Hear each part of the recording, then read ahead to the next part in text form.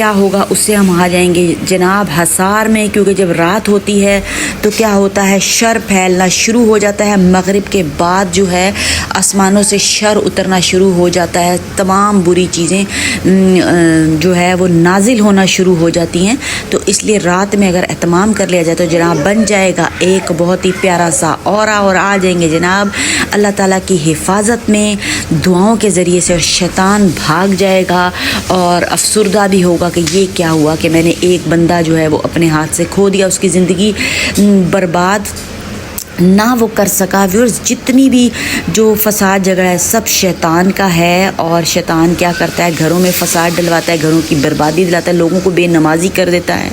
और क्या है जनाब उनको रानाइयों की तरफ राग़िब कर देता है। और सबसे ज़्यादा जो है खुश किस वक्त होता है, जब वो घरों को बर्बाद करता है, मियाँ बीवी में जब वो लड़ाई